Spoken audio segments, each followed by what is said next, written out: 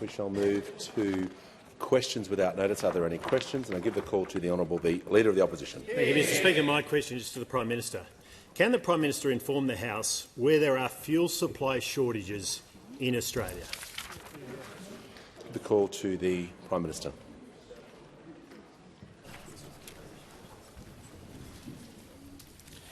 As the Leader of the National Party has said just yesterday, a very good interview, the big message for every Australian is don't panic. The suppliers are there. We all have a role to play in that. Stick to our normal daily operations and schedules and don't think that we have to always keep topping up.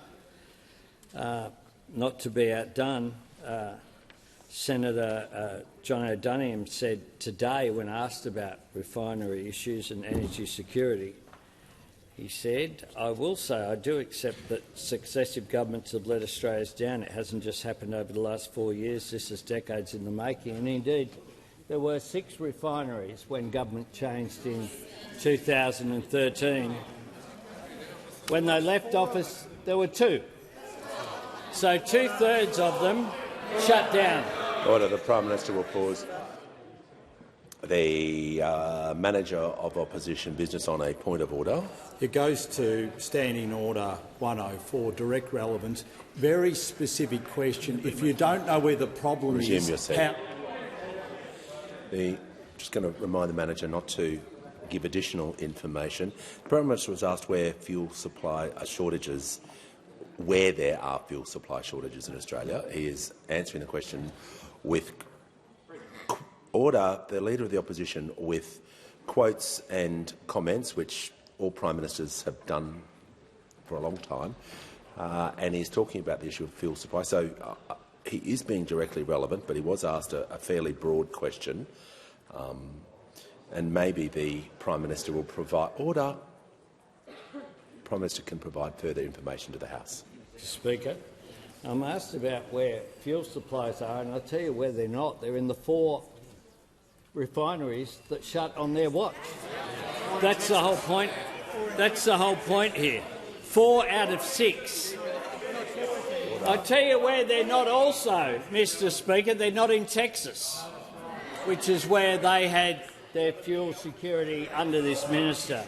Now, Australia is fuel secure right now. Order. We have as much fuel coming in through our ports now as we did before the war in the Middle East began.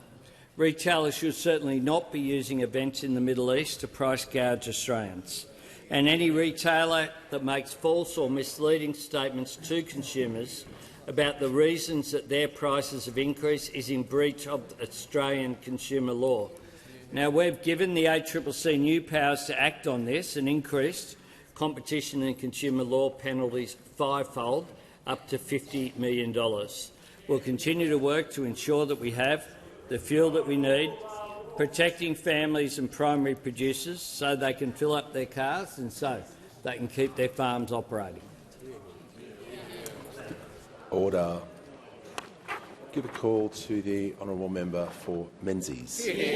Thank you, Speaker. My question is to the Prime Minister. What actions has the Australian government taken in response to the conflict in the Middle East, including humanitarian assistance? The call to the Prime Minister. I thank the member for Menzies for his question and for his representation, particularly of Iranian Australians during what is a very difficult time.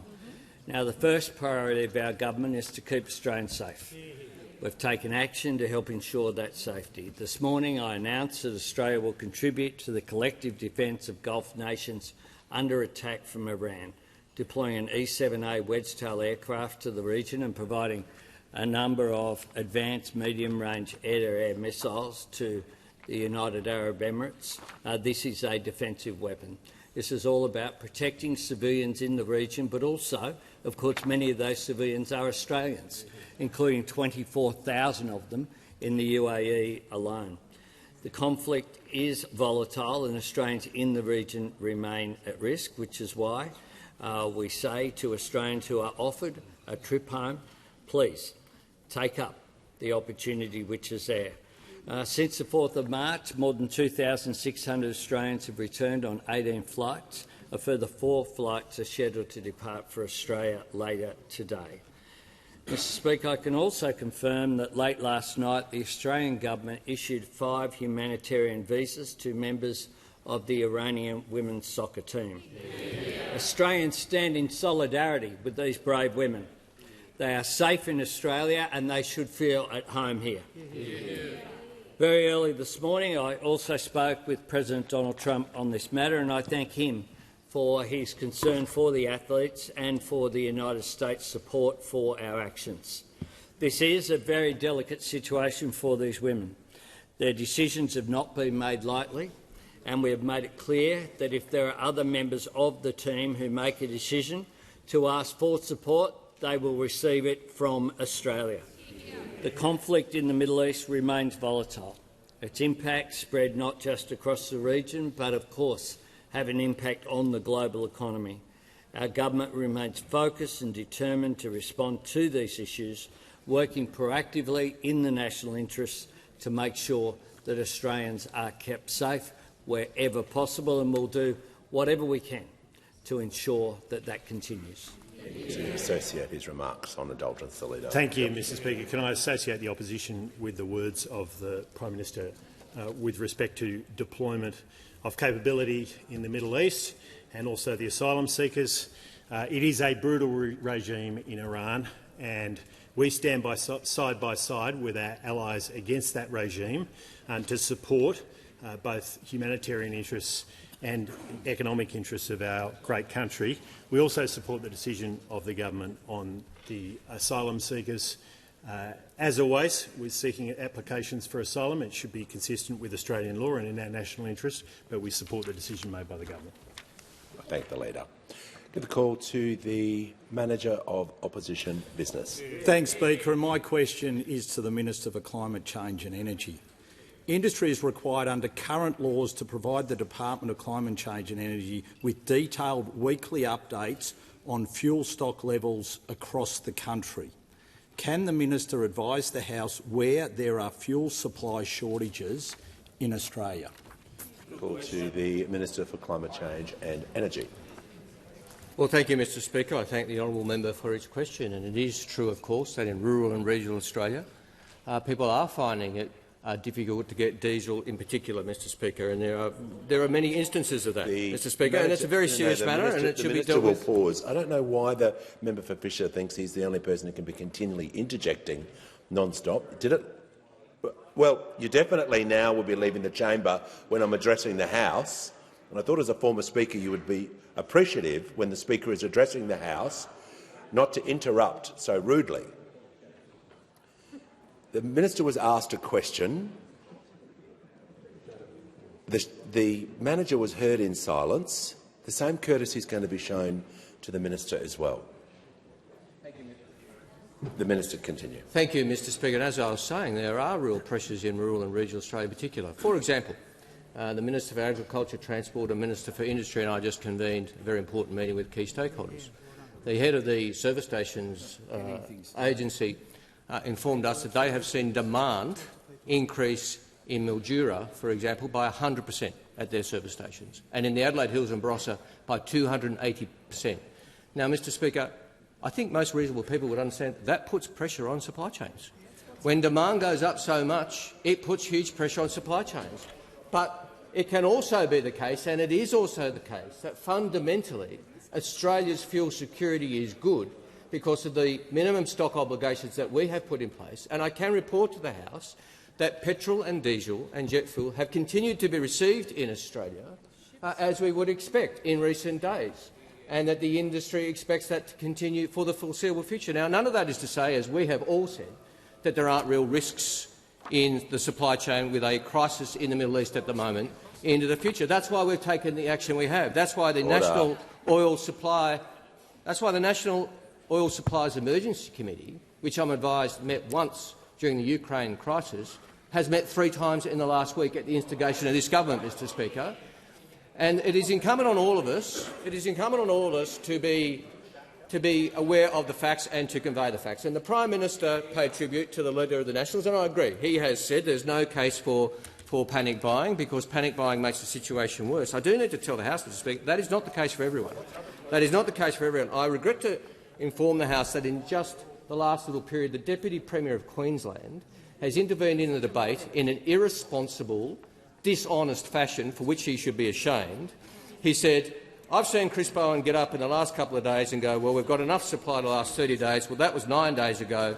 You know, we're now 10 or 11 days into that 32-day supply. Now, either he doesn't understand how the law works or he has deliberately misled Australians and engaged in encouraging panic buying, because the minimum stock obligation by law cannot be accessed until I agree it should be, as the Energy Minister, Mr. Speaker. Now, either the Deputy Premier of Queensland doesn't know that, didn't bother to find out, or he just chose to play politics. This is an international crisis, not an economic opportunity or a political opportunity. Now, Mr. Speaker, we will continue to work, as we have done over recent days and since the Iran crisis began, with the industry.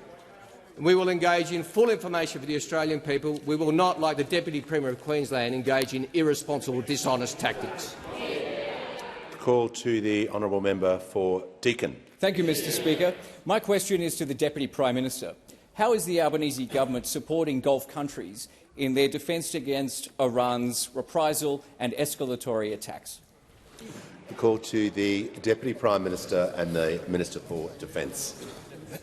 Well, can I thank the member for his question? At the request of the United Arab Emirates, today the government has announced that we will be deploying an E-7A wedge-tail aircraft to the Gulf to help in the defence of the UAE and the other countries of the Gulf against attacks from Iran. From the very beginning of this conflict, the UAE and 10 other countries in the region have been under sustained attack by Iran without ever having been protagonists against Iran themselves.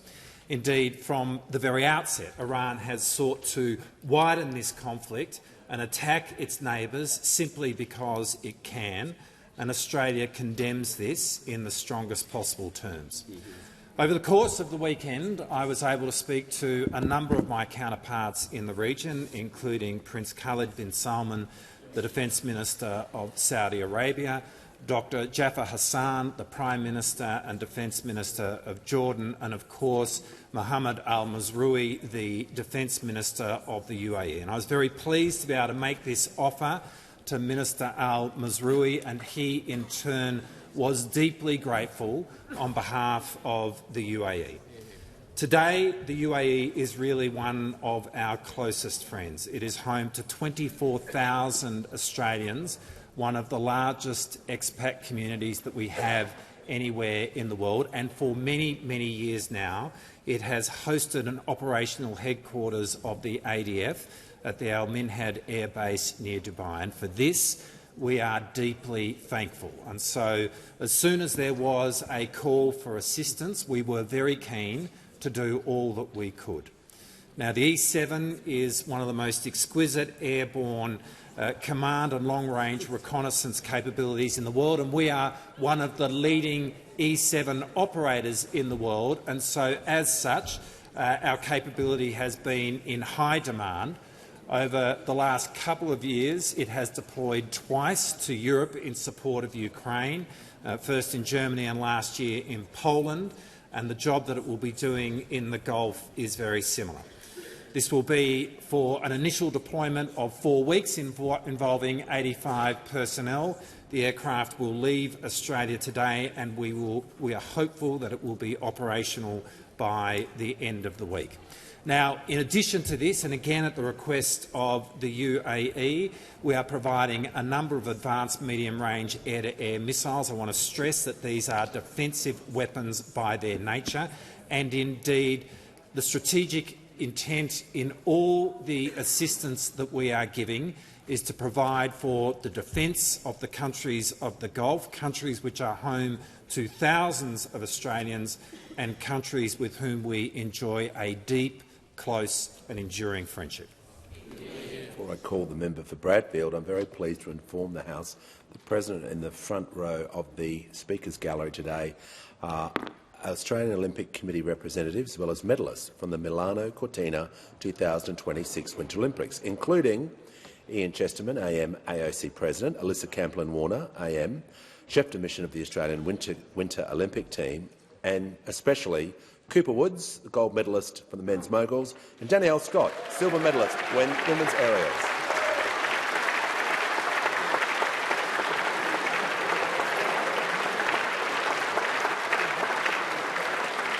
Welcome home and welcome to Question Time.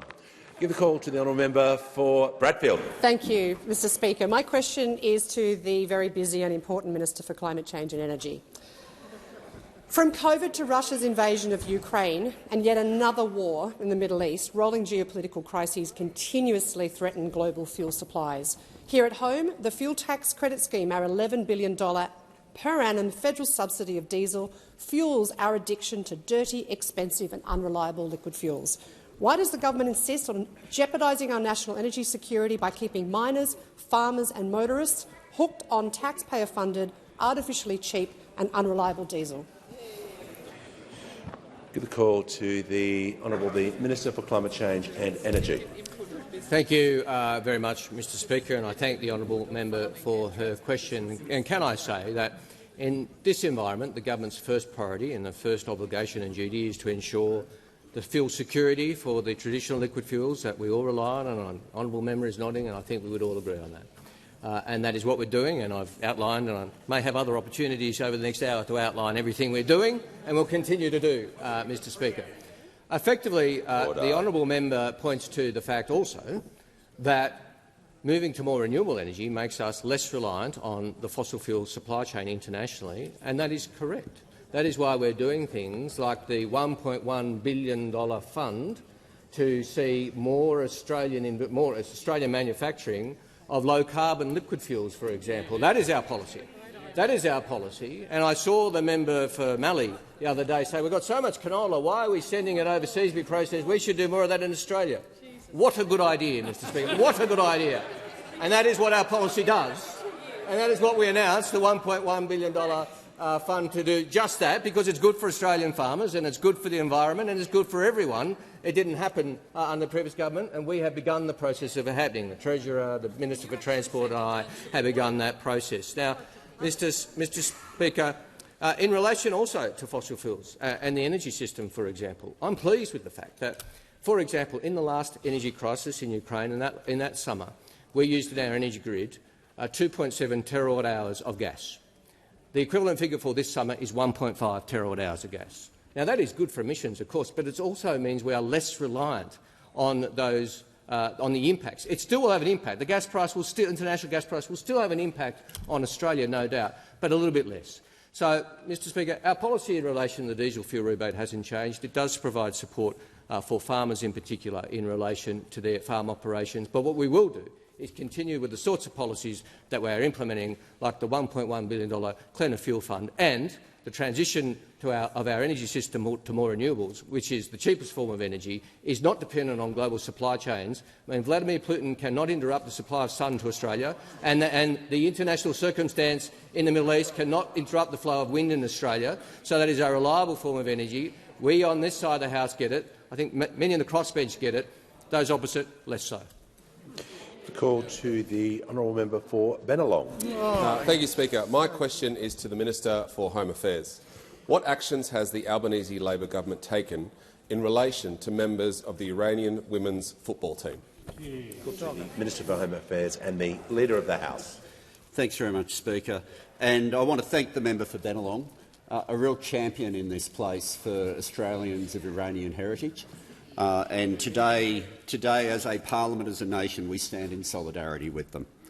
Last night, I was able to tell 5 members of the Iranian women's football team that they are welcome to stay in Australia, that they are safe here and they should feel at home here. There's been a lot of work going on in recent days to make sure we gave these women every possible opportunity to seek assistance if they wanted it.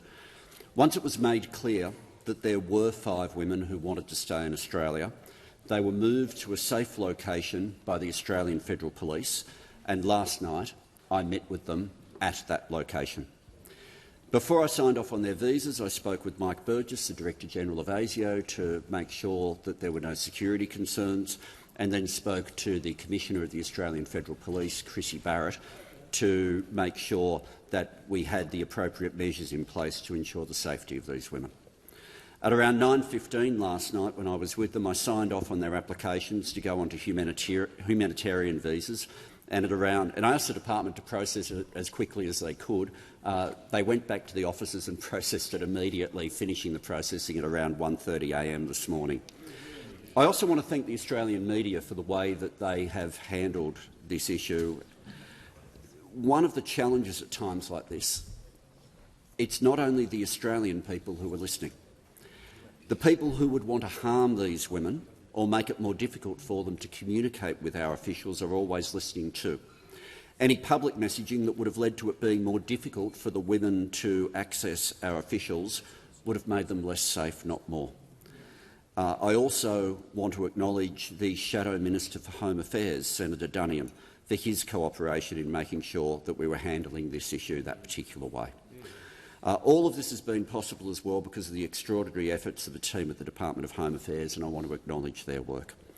Australia, as a nation, have taken the Iranian women's soccer team into our hearts. I think when everybody saw the swapping of jerseys with the Matildas, we all felt we were there in that moment too. I say to the other members of the team who have not yet made this decision, the same opportunity is here for you if that's what you want. Once everything had been signed off last night, there were lots of photos, lots of celebrating, and then a spontaneous outcry of Aussie, Aussie, Aussie, oi, oi, oi from the newest Australian residents. These women are great athletes, great people, and I say to them on behalf of the government, on behalf of the parliament, and I suspect on behalf of the whole nation to them, welcome home. Call to the honourable member for Parkes. Thank you, Speaker. My question is to the Minister for Climate Change and Energy. Transwest Fuels is an independent wholesale supplier in Gunnedah and Mungandai in my electorate. Normally, it services more than 2,000 agricultural customers. They have now been turned away by their usual bulk fuel supplier in both New South Wales and Queensland and have no certainty that they can secure enough fuel for businesses or the farms they support. What action is the Minister taking to fix Australia's fuel supply storage? Call to the Minister for Climate Change and Energy. Well, thank you, Mr Speaker. I thank the honourable member for his question. As I outlined in my previous answer, yes, in regional Australia there are real pressures on supply chain. So I am sure that the facts that the honourable member has put are correct, and I am sure that that is something that other companies in a similar situation are experiencing. That's why we have convened 3 meetings of the National Oil Emergency Supply Committee, which is an important committee, which every state and territory is represented on. In addition, the relevant ministers and I have convened all the key stakeholders, including the National Farmers. Order. I'm not really prepared to take the point of order because the minister was answering directly what action, and he was addressing the House. So it is impossible to take a point of order on relevance because the minister was just updating the House on what actions had been taken, what meetings had occurred, who he had met with. So I gave a decision last week that I would take points of order, but you're pushing the friendship if it's on relevance. So the member for Page has the call. Speaker, with all due respect, the point of order is on relevance because we were asking what action. Meetings aren't action. We want some action, not meetings.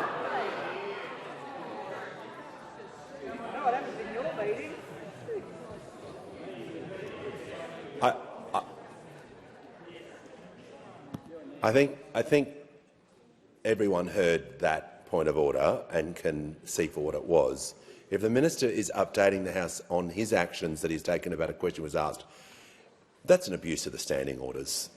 He was updating the House on who he was meeting with about the issue the member for Parkes had asked him about. He couldn't have been more directly relevant. No one thinks that's anything other than the case. As I said, if this continues, I will simply not take points of order. I just won't take them, and the minister will continue. So that is in your hands, those people who take points of order. Minister in continuation. Thank you very much, Mr Speaker. We met with the NFF, Trucking Australia, Fertiliser Australia, the peak group of service stations in Australia, the Australian Institute of Petroleum. And I did say to every single person on that call, is there any government action that you would like to ask us four ministers for today? Because if you ask for it, we will take it if we can. And the most common response to that, Mr Speaker, was this: please ensure Australians understand there is no need for panic buying because it is that which is causing the pressure. It is that which is causing. That's what the NFF said. That's what the NFF said. That's what the other peak groups said. Order. And that's what we are doing. It is the case. There are pressures on supply chains. Well, the Leader of the Opposition interjects, Mr Speaker, saying just move the supplies around. Just move the supplies around. Well, you had 4 refineries closed while the Leader of the Opposition, while the member for Hume was the Minister for Energy. We saw in that period of government 4 refineries closed, which made moving the supplies around just that little bit harder, Mr Speaker, when that happened.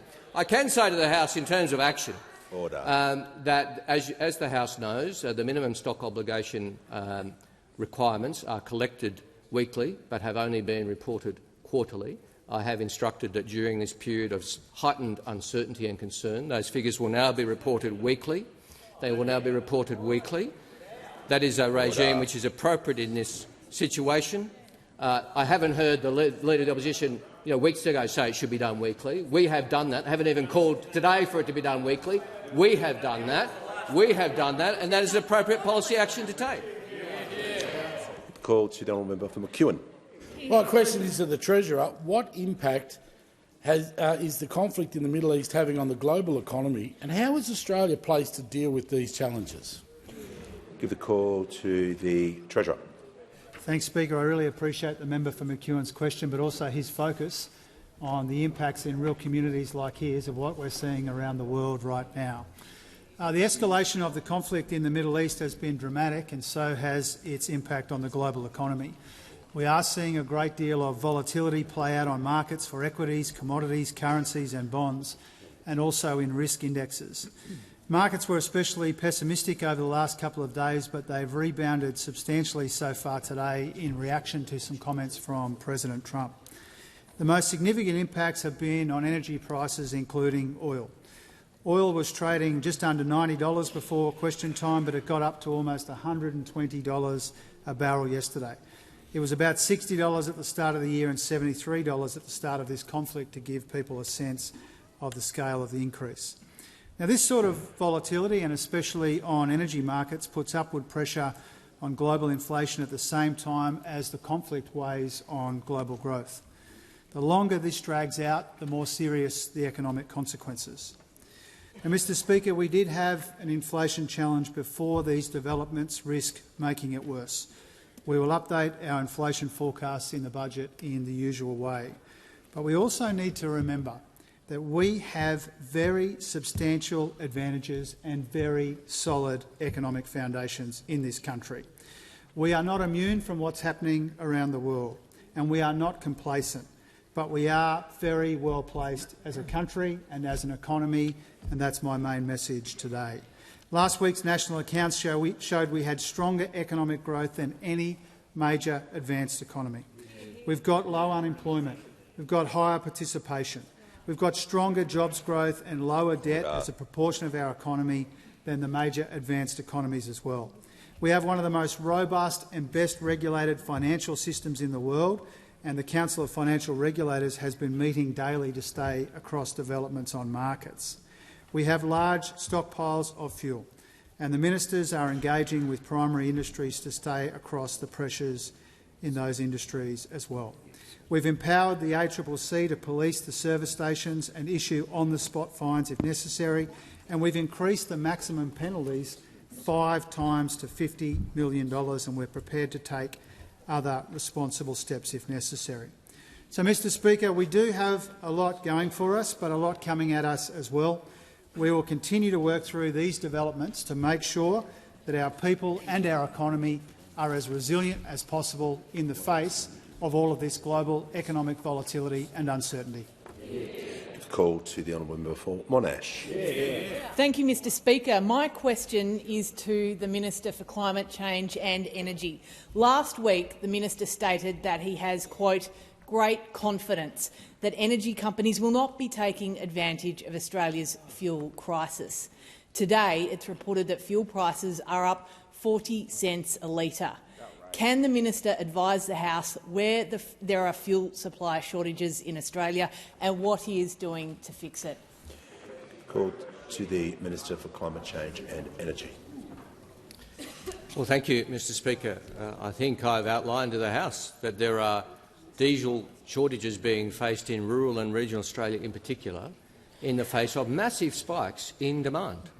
Now, that desire by people to get diesel is understandable, particularly when there's some misinformation out there about Australia's fuel supplies. It is understandable. But it is very important that we all communicate that the biggest risk to fuel availability in Australia right now is panic buying. That is the biggest risk, Mr Speaker. That is why when we see increases in demand for fuel in the Adelaide Hills and Barossa of 238%, of course service stations and providers are going to find difficulty in meeting that demand. 100% in Mildura, for example. Of course that's the case. It's also the case we need to be very honest with people, Mr Speaker. Stockpiling fuel in a property is not an undertaking without risk, Mr Speaker, and it's also very important that we send that message as well. So they ask what we are doing about it. What we are doing about it is working with the industry, and by industry I mean industries across the board, with the refiners, the two that we have left in Australia, Mr Speaker, not the 6 that the previous government inherited. We had the member for Hume denying that foreclosed while he was the Energy Minister, but the facts speak for themselves now, Mr Speaker. A minute. The Leader of the Opposition will withdraw that comment. Just if allow the manager just to step away for a moment. I withdraw. Thank you, Leader. To assist the House, the manager. I'm the Leader of the Opposition. Wants her to talk. Is more than welcome. You're now pushing the friendship. What is your point of order? What is your point of order? Goes to relevance. It was a very direct question. Where are the fuel supply shortages and what are you doing to fix it? And the minister is answering directly those two questions in his answer. He identified the areas of Australia that have fuel shortages and he's explaining to the House exactly what he's doing.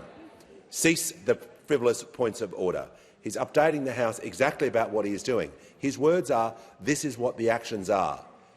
This is now getting beyond. And the manager, I will reiterate, if this continues any more today, no more points of order will be taken. And I've got examples of where that has happened time and time again. Minister in continuation. Thank you, Mr Speaker. And again, as I indicated, ministers convened important peak groups earlier today and asked them what actions it would be helpful for the government to take. And the National Farmers Federation and the other groups said the most important single government action you can provide is reassurance that Australia's fuel supplies are secure. That is the most important action we can take.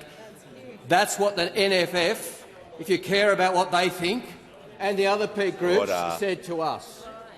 So we will continue to do that. We'll continue to work with industry. If honourable members have particular issues that they wish to raise with me, and companies whose concerns they want to bring to my attention, as some honourable members know, my door is open to them, and I will take their concerns and I will see what can be done in cooperation with the industry, because that is a sensible approach. There have been several members opposite who have been through my doors, and they're always welcome if they want to raise issues in good faith. Give a call to the member for Patterson. Thank you, Speaker. My question is to the Minister for Agriculture, Fisheries and Forestry.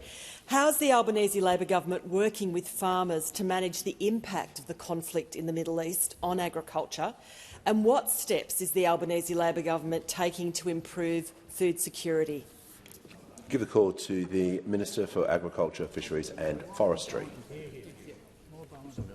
Thanks, Mr Speaker. And I do want to thank our member for Paterson for chairing the committee that actually wrote a report on Australia's food security, and indeed for her keeping ministers up to date on what's happening in her regional community over the weekend.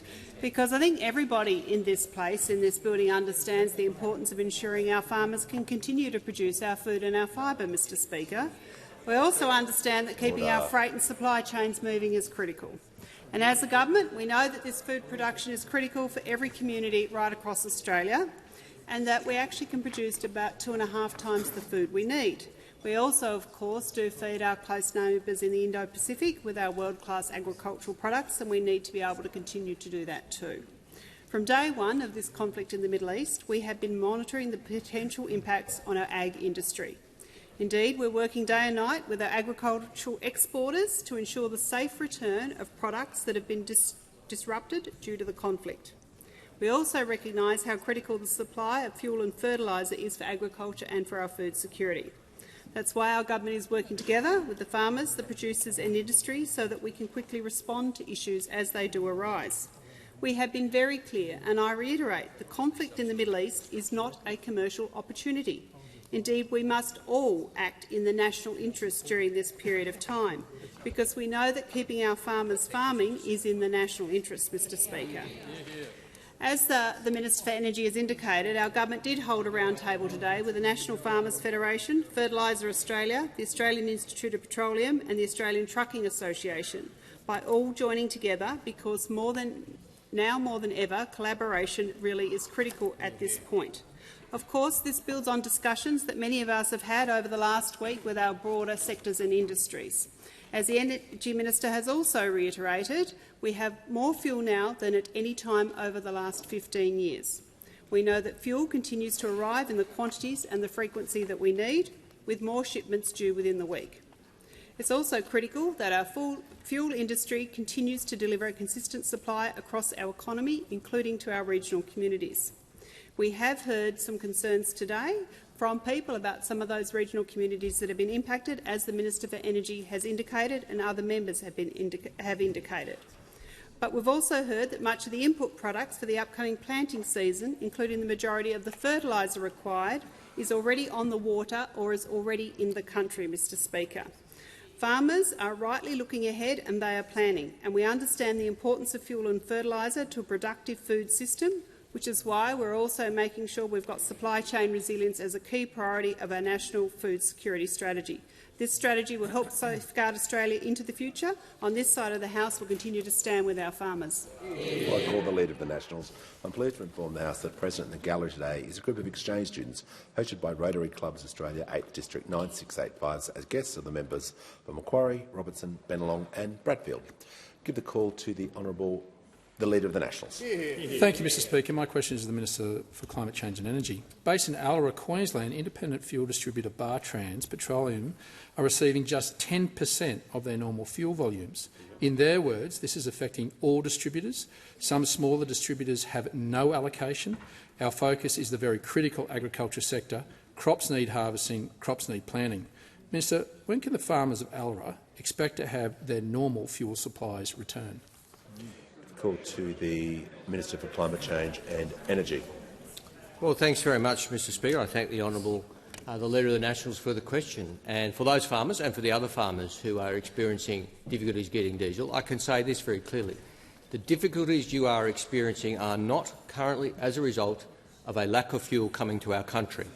Not as a result of a lack of fuel coming to our country. We have received supplies in recent days, as we would expect to, and obviously we keep a close eye with the industry on what ships are on their way to Australia, and those ships are continuing to arrive. That's the point we are making. Fundamentally, Australia's fuel security is strong. That is the point we are making. That is why there is no need for people to panic buy or to order 100 or 200% of what they normally order, which is what the Service Stations Association told us was happening across the country. Now, the honourable member asked when can they expect fuel supplies. Well, the answer to that is we will continue to work with the industry, with all industries, to ensure that these pressures on the fuel supply are dealt with as quickly and as expeditiously as possible. And I say very clearly to the Leader of the Nationals, if he has a good faith idea he wants to put forward, he is welcome to.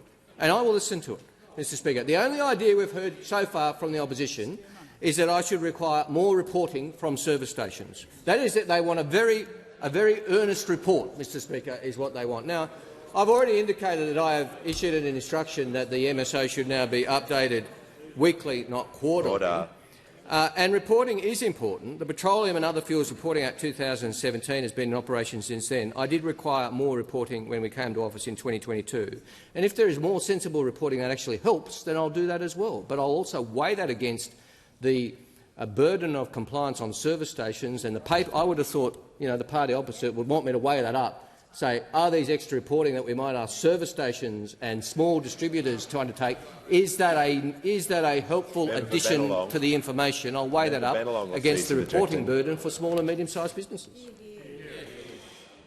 Give the call to the honourable member for Jagga. Thank you. My question is to the Prime Minister. How has the Albanese Labor government been delivering on its commitment to build Australia's future, invest in our people and deliver real, lasting cost of living relief? What are the risks? Call to the Prime Minister. I thank the member for Jagga for her question, and I thank her for the visit that we had to the Repat Hospital there, speaking to veterans about the difference that our investment in Veterans Affairs has made to the speedy processing of applications and the clearing off the queue, which is what we inherited from those opposite. I said when I went to the National Press Club after the election that this year would be concentrating on a year of delivery in that 1 year after May the 3rd, ticking off our commitments one by one, delivering real cost of living relief, investing in our people and building Australia's future. And that is what we have been doing. 132 urgent care clinics are open around Australia right now. We promised 50 originally, we delivered 87, then we promised another 50, and there's another 45 of those 50 are open. And there are 5 more to open coming up. Darwin, Whyalla, Cairns, Caloundra and Coburg, Mr Speaker. Because we deliver on our commitments.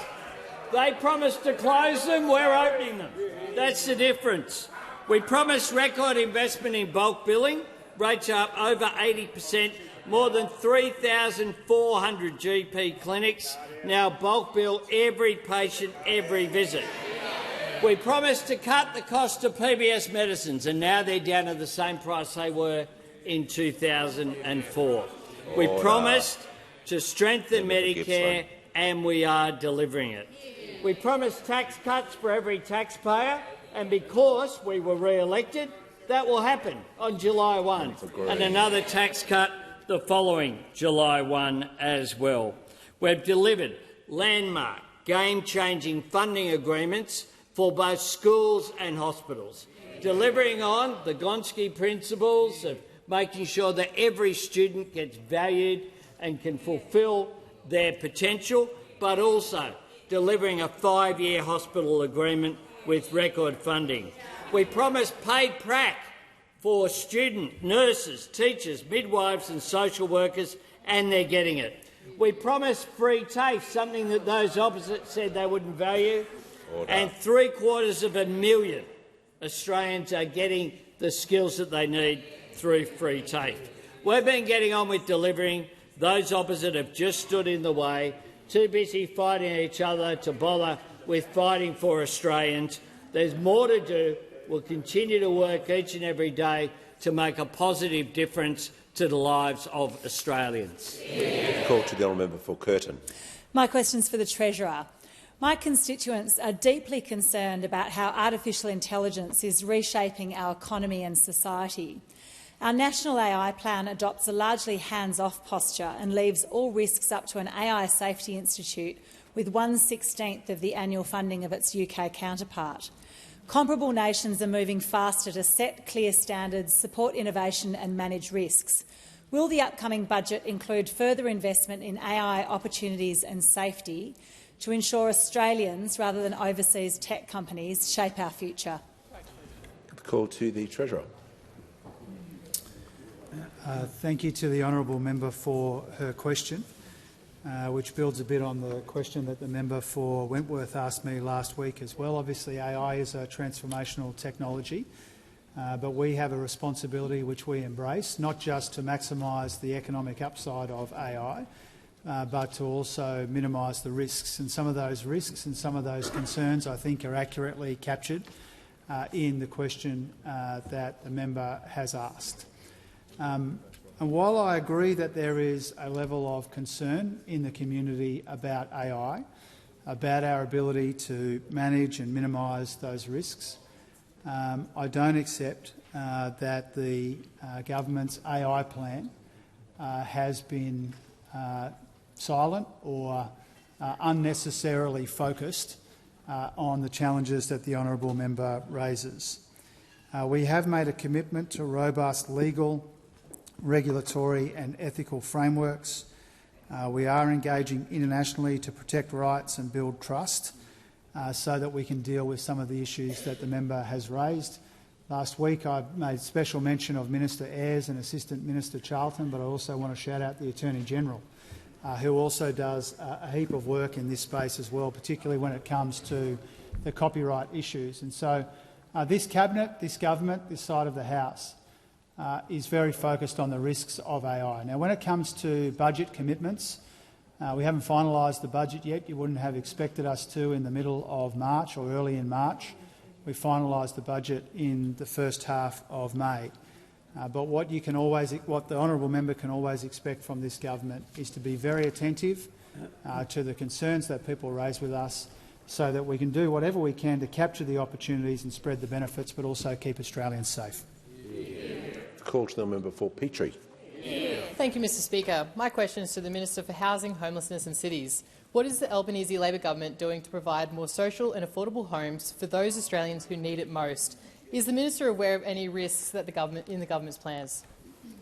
Give the call to the Minister for Housing, the Minister for Homelessness and the Minister for Cities. Thank you, Speaker, and I thank the member for Petrie for her question. Speaker, we've got a really big housing challenge confronting our country, and one of the most important things that governments across the nation need to be doing right now is rebuilding our stock of social and affordable housing. Speaker, in the member for Petrie's electorate, we're building 330 new social and affordable homes. That's 330 on the pathway to 55,000 homes that we will build across the country. Now, Speaker, at the heart of this program is the Housing Australia Future Fund. This is a generational investment in social and affordable housing that our government is so proud to be making. A few weeks ago, I visited a completed Housing Australia Future Fund project in the member for Petrie's electorate with her and Senator Mulholland from the other place. Now, Speaker, in my role, my second favourite thing that I get to do is visit construction sites and see how our home building program is progressing. But my absolute favourite thing that I get to do is speak to people who are in homes that our government has built. Speaker, I met 3 wonderful older women who call this Redcliffe site home, Lyndall, Margot and Marika. And these women were kind enough to sit down with us and tell us the story of how they got into precarious housing and the meaning that this has had on their lives to be out of that situation. Marika told us about a period of her life where she was being pushed from rental to rental until she reached a period of sheer desperation. Speaker, her lease in private rental was coming to an end because her landlord wanted to lift her rent again. She had recently taken on the primary care role for her ex-husband, who was very ill, and she was at a point where she just did not know where to go. Now, Speaker, she told us that she was seriously contemplating a future where she would be living in her car while caring for someone who is bound to a wheelchair. That was until, Speaker, she was able to make contact with a community housing provider who got her into a Housing Australia Future Fund home, and her life has completely changed because of this. She talked about the deep feelings that she feels of relief, Speaker, to be in stable housing for the first time in many decades.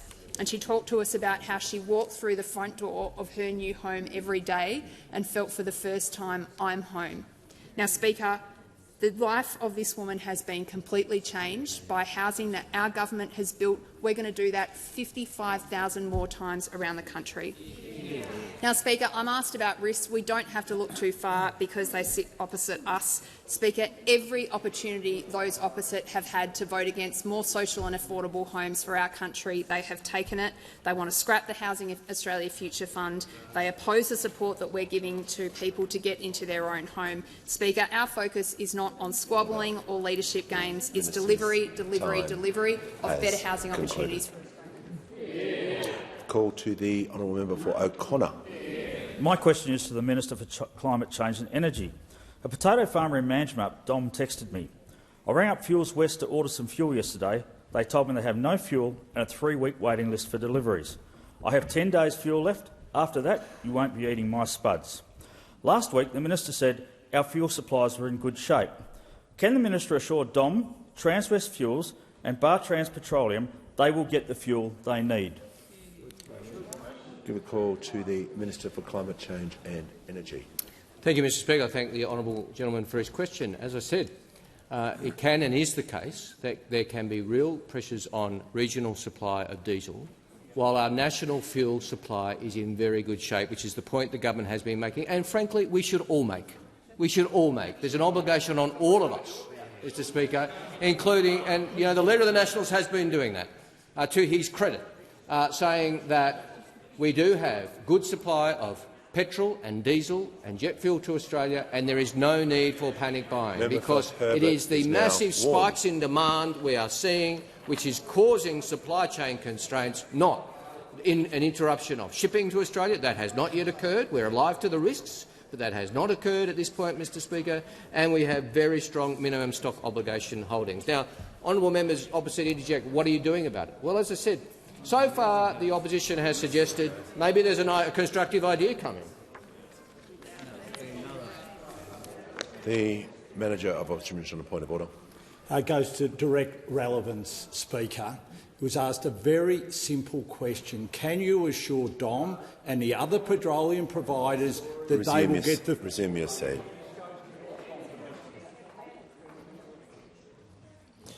There was a lot in that question regarding the person involved, and the Minister was asked the question about assuring the House, assuring the individual, will they get the fuel that they need?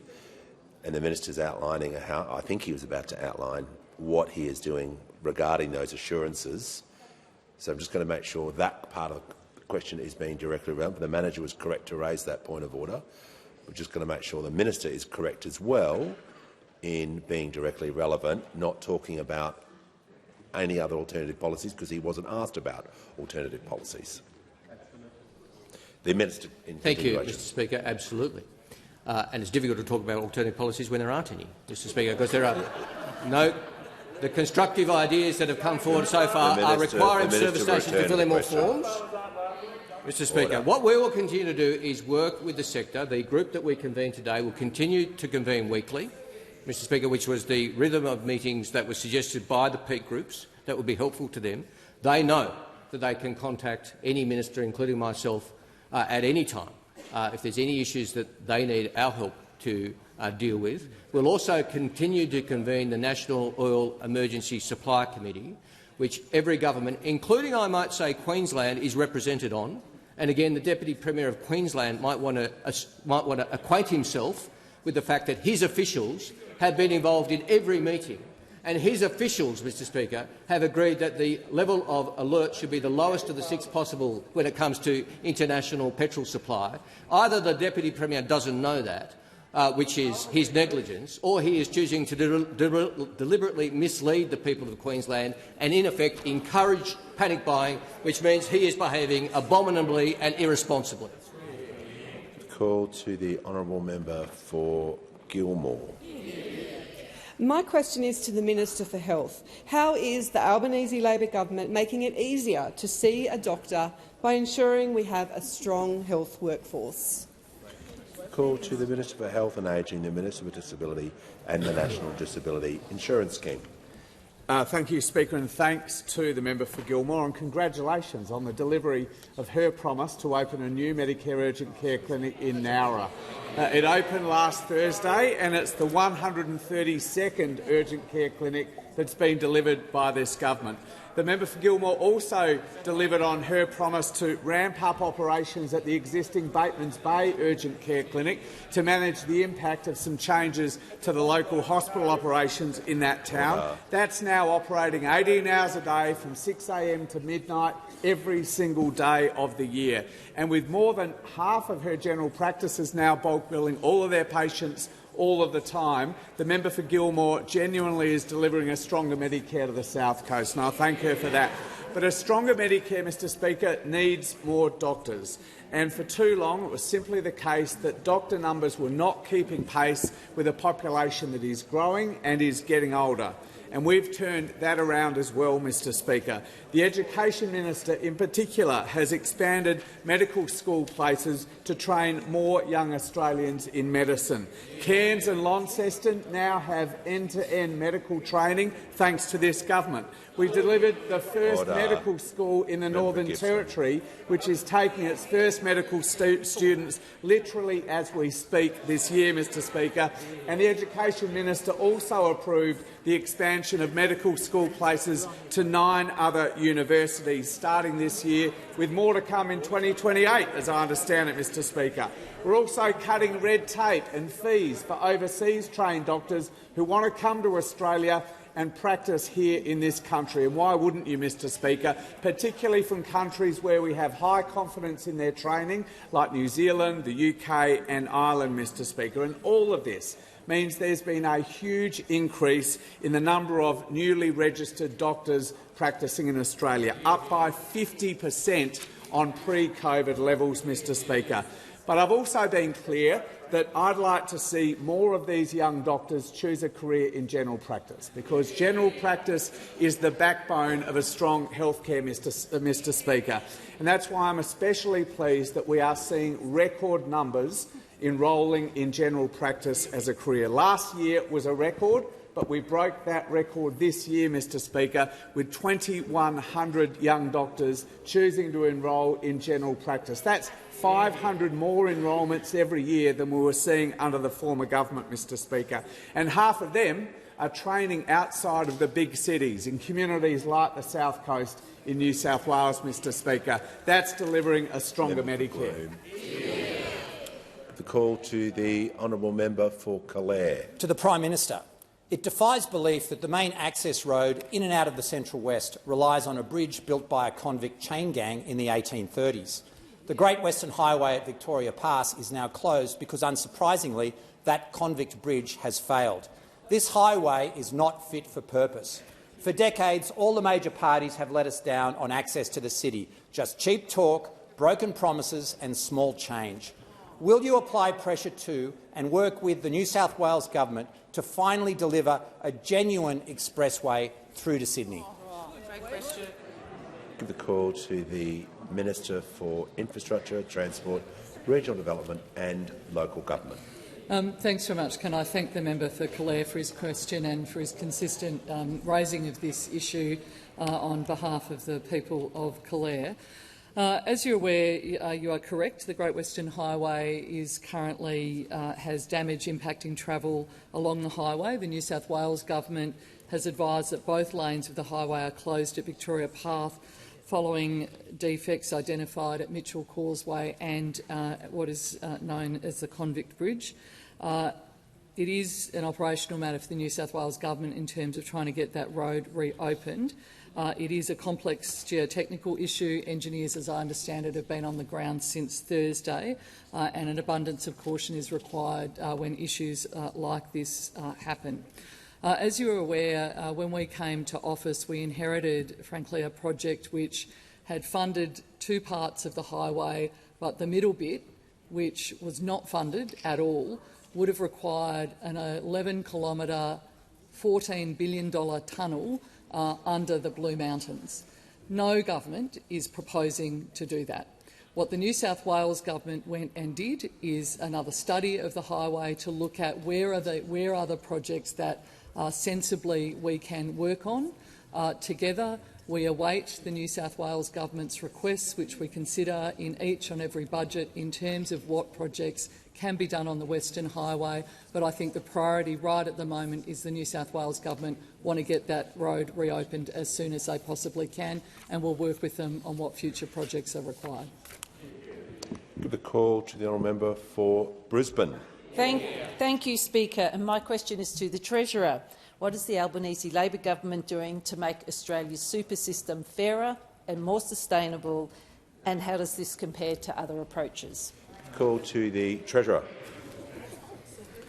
Thank you, Speaker. The member for Brisbane is an absolute champion for superannuation and also for her local community, and particularly focused on young people and some of the intergenerational issues in our economy. So I appreciate her question today. Because whether it's our approach to wages or tax cuts or superannuation, this government is all about helping Australians earn more, keep more of what they earn, but also retire with more as well. And today's a really important day in that regard because we welcome the news that our stronger and fairer super bill is likely to pass the parliament tonight without amendment.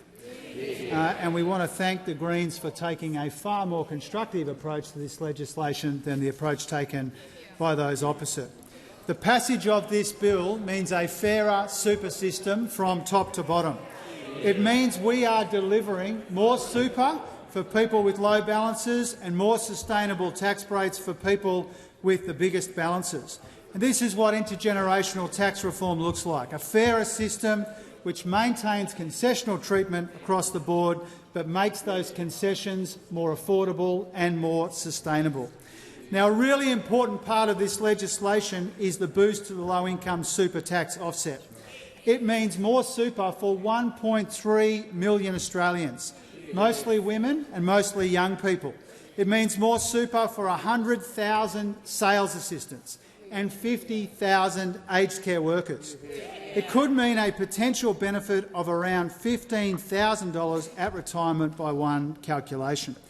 So, Mr Speaker, this is a test for the Liberals and the Nationals tonight in the Senate. If they vote no to these changes again, they'll be voting for less super for people on low incomes, bigger tax breaks for people with tens of millions of dollars in super, but they'll also be voting for bigger deficits, Mr Speaker. Or they'll be a couple of billion short a year, and they'll try and find that with cuts to Medicare like they always do.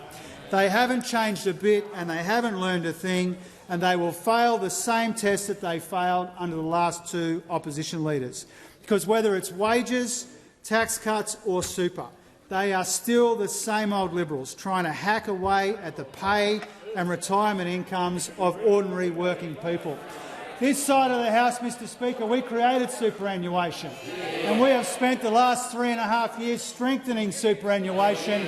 The new Shadow Treasurer says that he wants to dismantle compulsory superannuation. We are delivering more super in a stronger, more sustainable system, and the passage of this legislation in the Senate will make that very clear. Give the call to the member for Lindsay. Thank you, Mr Speaker. My question is to the Minister for Energy. Plumbers, transport and security businesses in my electorate of Lindsay say their businesses are being impacted by fuel shortages. Aaron of Penrith City Plumbing has a fleet of 3 trucks but has had to take one of those trucks off the road due to fuel shortages. Can the minister assure Aaron there's no fuel shortages in Western Sydney? Call to the Minister for Climate Change and Energy.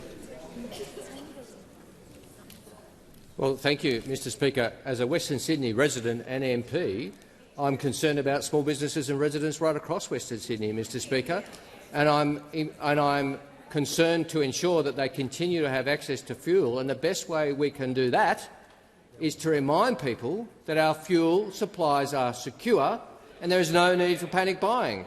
And we can remind people that because of the actions of this government, we have 2.97 billion litres of diesel in our minimum stock obligations, and we have 1.56 billion litres of petrol in reserve, not called upon, in reserve for if the situation in the Middle East gets worse. And let me say to the House, Mr Speaker, I won't hesitate to release those reserves if necessary.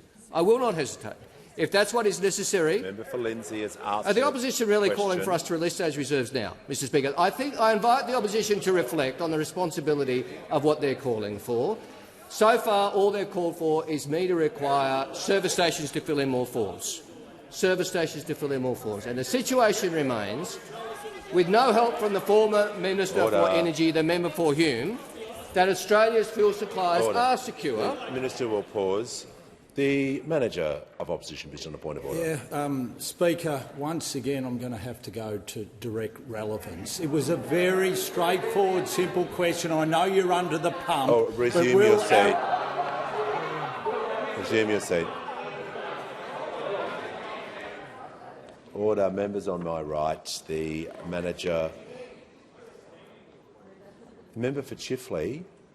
The Minister was asked about the impacts on shortages and assurances regarding fuel shortages in Western Sydney. He was updating the House on litres in reserve, addressing that part of the question, and he was taking interjections about releasing some of that fuel and whatnot. So I just want to make sure he is being directly relevant about the individual that he was asked about on behalf of the member for Lindsay as well. The manager was right in raising that point of order, but the minister is also correct in giving that information to the House. So just making sure he's being directly relevant. Thank you, Mr Speaker. And as I've said previously, if the opposition wants to make a constructive suggestion, we'll listen in good faith if they make the suggestion in good faith, Mr Speaker. And I think I've made very clear the government recognises the pressures. And I do recognise this is a big day, Mr Speaker. The Shadow Minister, member for Wannon, asked me his first question this year today, Mr Speaker. He's rustled up the energy to ask me a question. It's a big call for the part-time Shadow Minister for Energy, but I'm glad he's turned up to work today. Order. Now the House come to order. We'll hear from the honourable member for Robertson. Thank you, Mr Speaker. And my question is to the Minister for Education.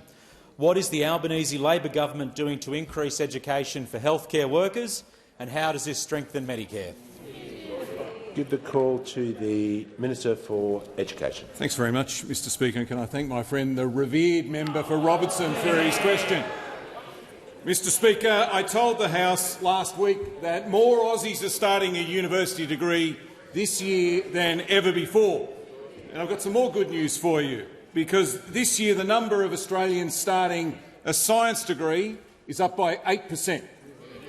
The number starting an engineering degree is up by 9%. And that's good because we need more scientists, we need more engineers, but we also need more doctors and more nurses, more health professionals. And so some more good news. The number of Australians doing a pharmacy degree this year is up 3.5%. Dentistry is up 11.5%. Optical science is up 14%. Occupational therapy is up 18.7%. Speech pathology is up 12%. And medicine is up 8%. And as my friend the Health Minister alluded to a moment ago, there's more good news on that front as well. This year we opened a new medical school at Darwin in the north and a new medical school in Launceston in the south. Next year we'll open a new medical school in Queensland as well. And today we've opened applications to train even more doctors at more universities right across the country. What we're announcing today and what we've already announced means that when it's all rolled out, we'll have an extra 1,800 doctors being trained in our universities than we did before we were elected. Triple what the last Liberal government did in half the time. And that's the difference between the Labor Party and the Liberal Party. We see education as an investment. They see it as a cost. We want to strengthen Medicare. They secretly want to sell it. Order. Well, you're asking me for a story. I'll give you a story. Order. Some more good news. 20,000 young Australian nursing students have now got paid prac. That's real cost of living help, real financial help to get you through your practical training. Now, my overly anxious friends opposite want a story. Here's the story of Samantha. She lives in Bundoora in the outer suburbs of Melbourne. She does her paid prac at the Royal Women's Hospital in the city. Now, that's 2 trains and 1 bus from home. Sometimes she finishes her shift at 10 or 11 o'clock, sometimes midnight. I asked her the other day, what does paid prac mean for you? She said it meant she could afford an Uber. She said it meant peace of mind. She said it meant getting home safe at night. Now, just think about that. Samantha's training to do one of the most important jobs in the world. Getting her home safe is the least we can do. Prime Minister. The Speaker asks that further questions to be placed on the notice paper.